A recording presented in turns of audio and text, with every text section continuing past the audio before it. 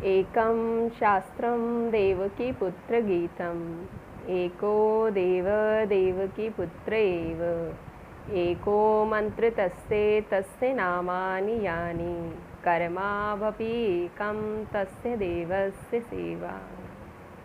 हरे राम राम राम हरे हरे, हरे कृष्ण कृष्ण कृष्ण हरे हरे। बोलिए योगेश्वर श्री कृष्ण भगवान की जय। आइए शुरू करते हैं चैप्टर 2 सेशन 3। अभी लास्ट हमने जहाँ वीडियो को छोड़ा था उसमें हमने बताया था कि जगत का स्वरूप क्या है और हमारा स्वरूप क्या है, इसके बारे में आज हम जानेंगे। सबसे पहले फर्स्ट थिंग कि हाउ द वर्ल्ड, जगत का स्वरूप क्या है। तो इस चैप्टर में जगत का स्वरूप 2 तरीकों का बताया गया है। फर्स्ट कि इस जगत में बहुत सारे द्वंद्व हैं, ये जगत द्वंद्वों से भरा हुआ है। द्वंद्व मतलब कि 2 पक्ष, हमेशा किसी बात के 2 पक्ष हमारे सामने आते हैं। Profit loss, pleasure pain, joy sorrow, honour dishonour, हमेशा 2 तरीके के पक्ष हमारे सामने आते हैं।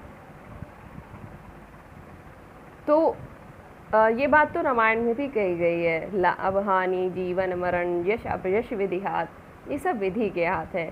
तो इस तरीके का द्वंद्व जो है वो हमेशा चलता रहता है। और अगर हम श्रीमद् भगवद गीता जी की बात करें तो हमने इसमें हमेशा 4 लेवल लेके चले हैं।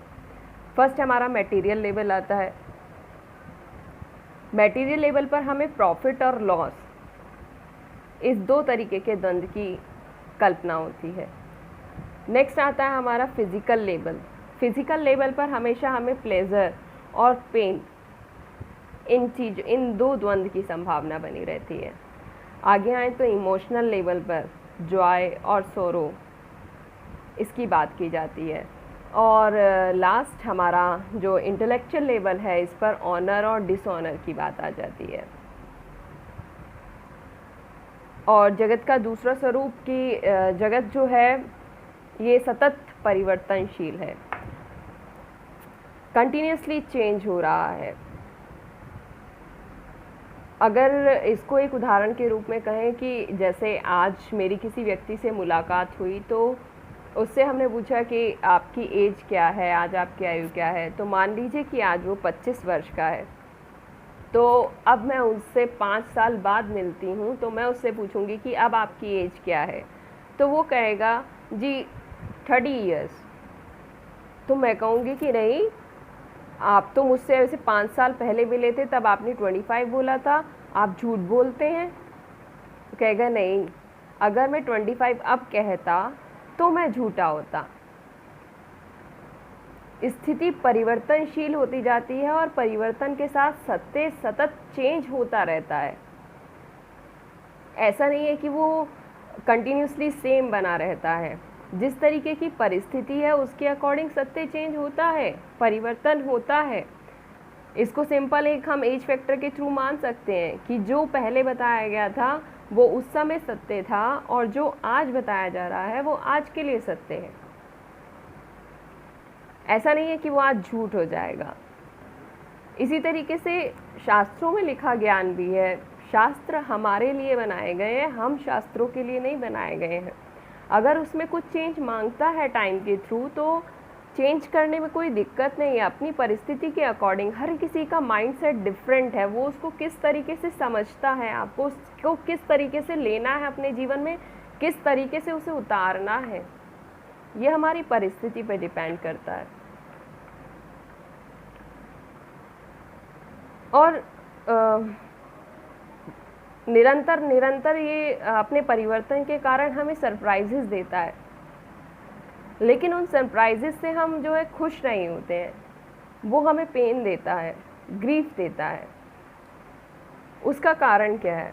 उसका कारण है कि हमने उन सरप्राइजेस की कल्पना नहीं की थी।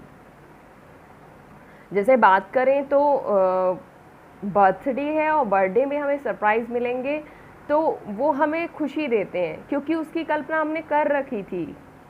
अगर गिफ्ट में कुछ पैक है, बंद डिब्बा भी है, तो आप उसकी कल्पना कर ही बैठे हैं कि इसमें मेरे लिए कुछ अच्छा ही होगा, इसीलिए वो आपको खुशी देता है। ये जगत भी एक बंद डिब्बे के समान है, उसमें भी आपके लिए बहुत सारे सरप्राइजेज हैं और अभी आपने वो डिब्बा खोला नहीं है, आप केवल कल्पना कर रहे हैं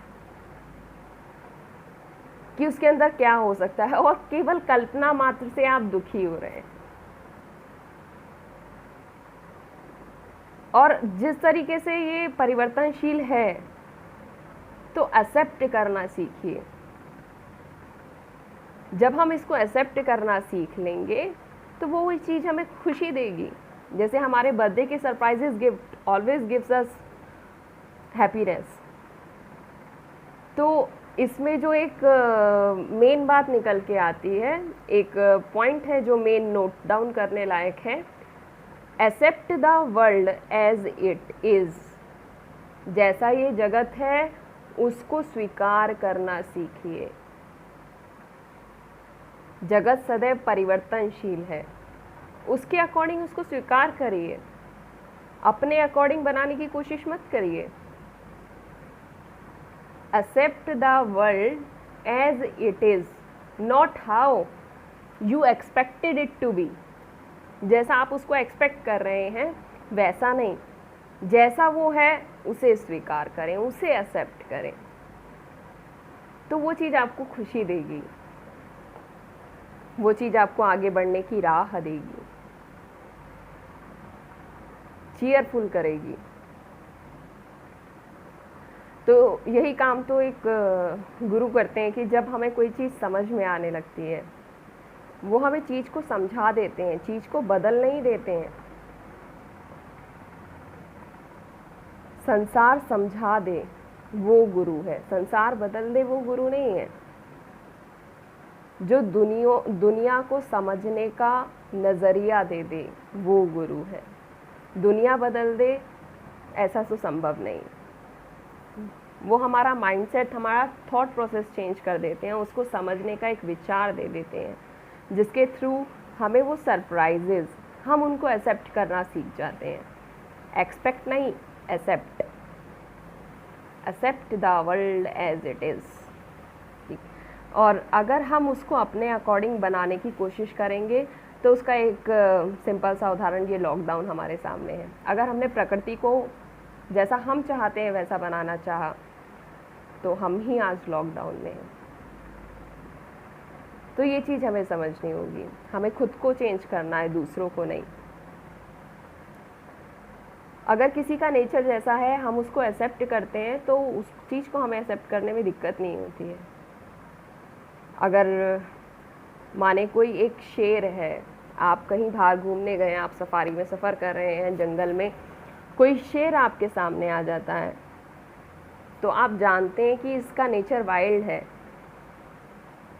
अगर वो वाइल्डनेस करेगा, क्रूरता दिखाएगा, तो आपको उसमें ज़रा भी आश्चर्य नहीं होगा। आश्चर्य की बात तब होगी अगर वो शेर आके आपके पास बैठ जाए और एक डॉग की तरह आपको प्यार करने लग जाए, तो हमें सरप्राइज़ होगा, तब हमारे लिए आश्चर्य की बात होगी। लेकिन शेर क्रूर प्राणी है और वो क्रूरता करेगा। आप इसको समझते हैं, इसको एक्सेप्ट करते हैं तो उस क्रूरता से आपको फ़र्क नहीं पड़ता है, बल्कि अगर वो उसके विपरीत नेचर दिखाएगा तब आपको फ़र्क पड़ेगा। तो ऐसे ये वर्ल्ड है, एक्सेप्ट, जैसा है उसको एक्सेप्ट करिए, जो जैसा है वो वैसा है। अगर आप कहीं सुबह एक मॉर्निंग वॉक पर जाते हैं और रोज़ाना किसी घर के बाहर एक डॉग है और वो रोज़ाना सुबह आप निकलते हैं तो वो भौंकता है, वो उसका नेचर है, भौंकता है। आप जिस जिस दिन रोज़ाना जाते हैं वो उस दिन वैसा नेचर आपके सामने शो करता है।